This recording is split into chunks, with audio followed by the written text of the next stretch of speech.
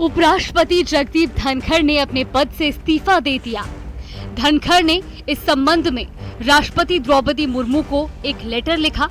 इसमें स्वास्थ्य संबंधी कारणों का हवाला दिया है। धनखड़ ने कहा कि उन्होंने अपने स्वास्थ्य को प्राथमिकता देते हुए डॉक्टर की सलाह के आधार पर ये फैसला किया। उन्होंने अपने इस्तीफे को तत्काल प्रभाव से स्वीकार करने की बात कहते हुए संविधान के अनुच्छेद 67A का हवाला दिया है। साथ ही उन्होंने राष्ट्रपति को उनके सहयोग और सौहार्दपूर्ण संबंधों के लिए धन्यवाद दिया। प्रधानमंत्री और मंत्री परिषद को भी उनके सहयोग और मार्गदर्शन के लिए आभार व्यक्त किया।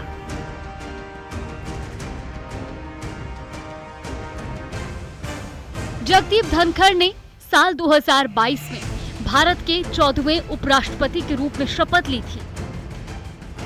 11 अगस्त 2022 को हुए उपराष्ट्रपति चुनाव में उन्होंने विपक्षी उम्मीदवार मार्गरेट अल्वा को हराया था। उपराष्ट्रपति बनने से पहले वो पश्चिम बंगाल के राज्यपाल रहे। धनखड़ झुंझुनू के किठाना गांव के रहने वाले हैं। चित्तौड़गढ़ सैनिक स्कूल से उन्होंने पढ़ाई की और इसके बाद राजस्थान यूनिवर्सिटी से LLB की पढ़ाई की। तो वहीं जगदीप धनखड़ के इस्तीफे पर कपिल सिब्बल का बयान भी सामने आया है। Well, first of all, I wish him the best of health because I am, in a sense, saddened because I have a very good relationship with him. In fact, I know Dhankar Saab for what, 30-40 years. एक साधारण किसान परिवार से आने वाले जगदीप धनखड़ कार्यकाल पूरा नहीं करने वाले तीसरे उपराष्ट्रपति हैं। जगदीप धनखड़ से पहले 2 और उपराष्ट्रपति हुए जो अपना कार्यकाल पूरा नहीं कर सके। कृष्णकांत ने 21 अगस्त 1997 को उपराष्ट्रपति पद की शपथ ली थी, लेकिन 27 जुलाई 2002 को कार्यकाल के दौरान ही उनका निधन हो गया। इस कारण वो अपना कार्यकाल पूरा नहीं कर सके। इसके अलावा वराहगिरि वेंकट गिरी ने भी 1969 में उपराष्ट्रपति के रूप में अपने कार्यकाल के दौरान इस्तीफा दे दिया था, जिससे वो राष्ट्रपति पद का चुनाव लड़ सके।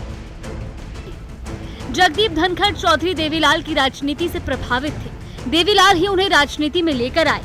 1989 में वीपी सिंह के जनता दल ने जगदीप धनखड़ को उनके गृहनगर झुंझुनू से टिकट दे दिया। वीपी सिंह की सरकार बनी, देवीलाल उप प्रधानमंत्री बने और जगदीप धनखड़ को केंद्र में मंत्री पद मिला। Bureau report, news 18 Rajasthan. और न्यूज़ 18 ऐप पर अब नए अवतार में न्यूज़ 18 ऐप डाउनलोड करें, खबरों से जुड़ें, बदलाव का हिस्सा भी बने। अपने शहर, देश और दुनिया की खबरें अब सीधे आपके मोबाइल पर नीचे दिए गए QR कोड को स्कैन करें और तुरंत डाउनलोड करें न्यूज़ 18 ऐप। गई थी और धर्मांतरण का नेटवर्क काम कर रहा था। कैसे, देखिए इस रिपोर्ट में।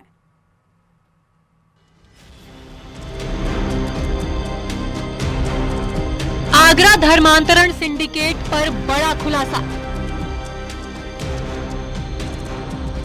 ब्रेन वॉश से लेकर फंड तक कंपनी की तर्ज पर प्लान।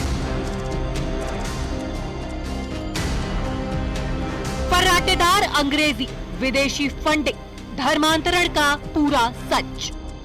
आगरा में पकड़े गए धर्मांतरण गैंग पर नया खुलासा हुआ है। गैंग से जुड़े आरोपियों की गिरफ्तारी के बाद पुलिस को जो जानकारी हाथ लगी है, उसे देखकर पुलिस भी हैरान है। किसी कॉर्पोरेट कंपनी की तर्ज पर गैंग के हर सदस्य को अलग अलग जिम्मेदारी सौंपी गई थी। कोई सोशल मीडिया के जरिए शिकार तय करता था, तो कोई फर्राटेदार अंग्रेजी से इम्प्रेस करता था। ब्रेन वॉश से लेकर विदेशी फंडिंग तक की जिम्मेदारी तय की गई थी। पुलिस ने 10 सदस्यों के अलावा इस मामले में दिल्ली के मुस्तफाबाद से मुख्य आरोपी अब्दुल रहमान को गिरफ्तार किया है। अब्दुल रहमान बड़ी संख्या में लोगों का धर्मांतरण करा चुका है। 2024 में अवैध धर्मांतरण मामले में उम्र कैद की सजा पाए मौलाना कलीम सिद्दीकी से अब्दुल रहमान का सीधा कनेक्शन है। सजा के बाद से कलीम का सिंडिकेट अब्दुल रहमान ही संभाल रहा था। आगरा पुलिस के द्वारा अवैध धर्मांतरण सिंडिकेट के खुलासे के बाद अब परतें दर परतें खुलती जा रही हैं। अब पुलिस ने दिल्ली के मुस्तफाबाद से एक और आरोपी को गिरफ्तार कर लिया है। हालांकि इस आरोपी की इस गैंग में महत्वपूर्ण भूमिका निकल कर आई है। यह आरोपी पश्चिम बंगाल में सक्रिय तो था ही, लेकिन इसके अलावा आगरा की जो 2 सगी बहनें गई थी उसको आगरा से ले जाने में उसकी अहम भूमिका रही थी। हालांकि पुलिस ने दिल्ली के मुस्तफाबाद से एक और अन्य आरोपी को गिरफ्तार किया। अब इस केस में टोटल अरेस्टिंग संख्या 11 हो चुकी है, जिसमें एक महिला शामिल है। धर्मांतरण से जुड़े इस सिंडिकेट से जो प्लानिंग की गई है वो चौंकाने वाली है। कामकाज का बंटवारा किया गया था और शिकार से लेकर पैसा जुटाने तक की जिम्मेदारी तय थी। गोवा निवासी आयशा विदेशों से फंडिंग जुटाना, अली हसन उर्फ शेखर राय फंड बांटने का काम, बड़े लोगों से पहचान कराना, रीत बनिक उर्फ इब्राहिम धर्मांतरण के लिए उकसाना, सोशल मीडिया पर सक्रिय। ओसामा इब्राहिम का एजेंट है, शिकार लोगों के रुकने का इंतजार। आगरा का रहमान कुरैशी यूट्यूब चैनल, धर्मांतरण करने वाली लड़कियों को खुश दिखाना, धर्म बदलने के लिए प्रेरित करना। मोहम्मद अली गैंग के लिए राजस्थान का जिम्मा, अबू तालिब धर्मांतरण के बाद कागजात बनाने में मदद करना, कानूनी दांवपेच में फंसाकर धमकी देना। अबुर रहमान उत्तराखंड में धर्मांतरण की मुहिम चलाना। मुस्तफा उर्फ मनोज दिल्ली में तैनात सक्रिय एजेंट। जुनैद कुरैशी युवतियों को फंसाना, झूठे वादे करना, गिरोह के सुपुर्द करना।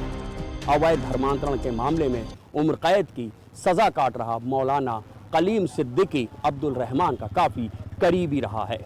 ये बात भी सामने आई है कि कलीम सिद्दीकी को सज़ा मिलने के बाद से ही उसके अवैध धर्मांतरण सिंडिकेट को अब्दुल रहमान संभाल रहा था।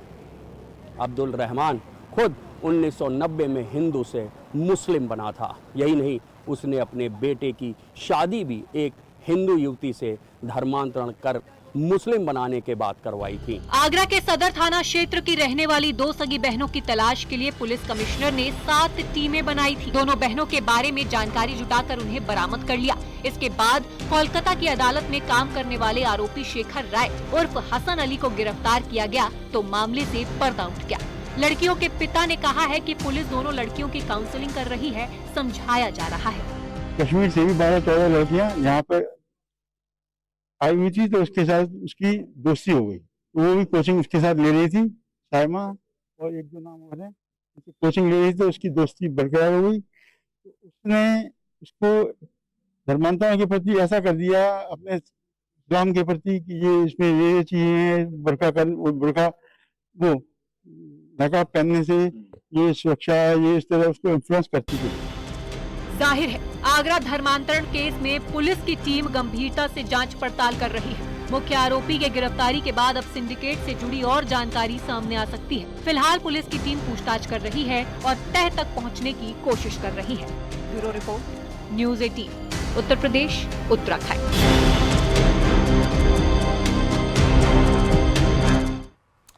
आगरा में धर्मांतरण की कहानी का गोवा कनेक्शन भी सामने आया। पुलिस जांच में पता चला कि इस पूरे नेटवर्क की फंडिंग गोवा की रहने वाली आयशा करती थी। आयशा का पति शेखर राय उर्फ हसन अली कोलकाता से नेटवर्क का कानूनी सलाहकार था। देखिए इसी पर यह रिपोर्ट।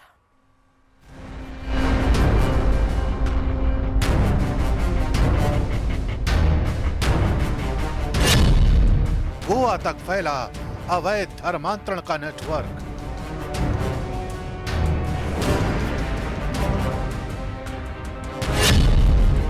पूरे उत्तर प्रदेश में हो रही थी गोवा से फंडिंग।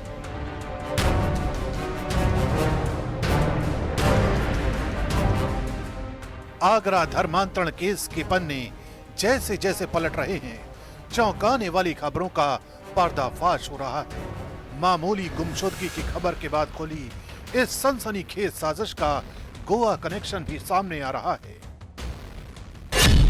पुलिस की जांच में पता चला है कि इस नेटवर्क की फंडिंग की जिम्मेदारी गोवा की रहने वाली आयशा के कंधों पर थी। कनाडा में रहने वाला सऊद आयशा को पैसे भेजता था। सऊद मूल रूप से मध्य प्रदेश का रहने वाला है, लेकिन कुछ दिनों से कनाडा में रह रहा है। कनाडा से गोवा तक ये पैसा व्हाइट मनी के रूप में भेजा जाता था। ये फंडिंग आयशा तक पहुंचती थी। आयशा ने उन लोगों का व्हाट्सएप ग्रुप बना रखा था जो धर्म परिवर्तन कर चुके थे। इस व्हाट्सएप ग्रुप में जिन लोगों को पैसों की जरूरत होती थी, आयशा उन लोगों को पैसे बांटा करती थी। हालांकि अब पुलिस का अनुमान है कि सऊद के अलावा दूसरी कंट्री से भी इस गैंग के लिए पैसे आते थे। फिलहाल इस पूरे मामले को लेकर आगरा पुलिस अलर्ट मोड में दिखाई दे रही है। कनाडा के रहने वाला सऊद का नाम पुलिस के सामने आया है। इतना ही नहीं, सऊद इंस्टाग्राम पर कई वीडियो भी बनाता था जिसमें वह इस्लाम धर्म कबूल करने के लिए लोगों को बताता दिखाई देता था। अब पुलिस सऊद की अरेस्टिंग को लेकर अलग अलग प्रयास करती नजर आ रही है। खबर तो ये भी है कि कनाडा से जो पैसा गोवा की रहने वाली आयशा तक पहुंचता था, वो पैसा यूएई, लंदन और अमेरिका जैसे रास्तों से होकर भारत भेजा जाता था ताकि ट्रैक करना मुश्किल हो। फिलहाल आयशा को पुलिस ने गिरफ्तार कर लिया है और अब उसकी कुंडली को पूरी तरह से खंगाला जा रहा है।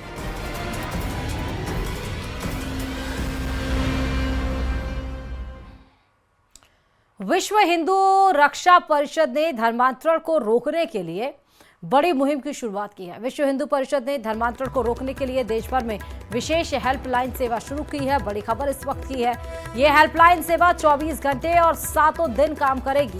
इस हेल्पलाइन सेवा में अलग अलग राज्यों में कॉल सेंटर भी बनाए गए।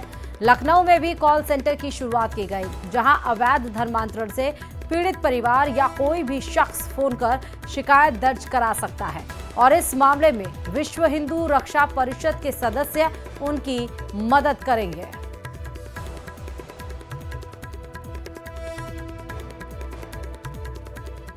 उत्तर प्रदेश में लगातार धर्मांतरण के मामले निकलकर सामने आ रहे हैं। पहले हमने देखा बलरामपुर जिले से जो आरोपी जलालुद्दीन उर्फ छांगुर में किस तरीके से धर्मांतरण वो लगातार करा रहा था, हिंदू लड़कियों को बहला फुसलाकर उसको धर्मांतरण करा रहा था, मुस्लिम धर्म अपनवा रहा था। इसके अलावा हमने देखा कि नया आगरा का मामला निकलकर सामने आया। यहाँ पर मैं आपको दिखाना चाहूँगा, देखिए अब एक कॉल सेंटर यहाँ पर खोला गया है और ये कॉल सेंटर हिंदू रक्षा परिषद, विश्व हिंदू रक्षा परिषद के द्वारा खोला गया है। और सबसे पहले यहाँ पर मैं आपको एक तस्वीर यहाँ पर दिखाता हूँ। यहाँ देखिए, ये तस्वीर यहाँ पर मैं अपना वीडियो जर्नलिस्ट कमलेश से कहूँगा कि यहाँ पर देखा छांगुर द्वारा कराए गए धर्मांतरण के लिए स्पेशल हेल्पलाइन नंबर 9250215363, ये नंबर देखिए। इसके अलावा मैं आपको यहाँ पर दिखाऊँ, जरा मेरी तरफ कमलेश आइए। इसके अलावा जो आगरा से धर्मांतरण का मामला निकलकर सामने आया, आगरा के लिए एक विशेष नंबर है, आगरा धर्मांतरण मामले के लिए स्पेशल हेल्पलाइन नंबर 9250189206, ये देखिए ये नंबर है। इसके अलावा देखिए मैं यहाँ पर देखिए लड़कियां हैं जो लगातार कॉल ले रही हैं तमाम जगहों से जो कॉल्स आ रहे हैं, पश्चिम बंगाल, जम्मू कश्मीर, बिहार, झारखंड, हरियाणा, असम, ये जो आप 6 स्टेट देख रहे हैं इसके लिए ये हेल्पलाइन ये महिला है यहाँ पर। इसके बाद देखिए यहाँ पर उत्तर प्रदेश, उत्तराखंड, पंजाब, दिल्ली, राजस्थान, हिमाचल प्रदेश के लिए यहाँ पर ये डेस्क है। तो यहाँ पर जो महिलाएं हैं, जो बच्चियाँ हैं जो लगातार कॉल पे हैं, हम इनसे भी बातचीत कर लेते हैं और ये लगातार जो कॉल आ रहा है उसे ये नोट भी कर रहे हैं। सोनी नाम है, छांगुर के गैंग के द्वारा जो कहा जा रहा है वो लिख रही हैं। कहाँ से कॉल है ये? ये बलरामपुर से है कॉल। ये बलरामपुर से है। तो कितने कॉल आए हैं अभी तक? लगभग 10 कॉल आ चुके होंगे। और कैसे आप लोग काम कर रहे हैं? जब कॉल आता है उसके बाद क्या करते हैं? हमारे पास अगर किसी पीड़ित का कॉल आता है तो हम पहले उसकी जानकारी लेते हैं कि वो कहाँ से है और उसके बाद उसकी क्या समस्या है, हम उसकी समस्या सुनते हैं। फिर उसका धर्मांतरण कैसे कराया जाता है वो हमें बताती हैं। फिर उसके बाद हम अपने राष्ट्रीय अध्यक्ष जी से बताते हैं। फिर जो प्रदेश लेवल के होते हैं फिर उनको हम बताते हैं। और चलिए एक और बड़ी खबर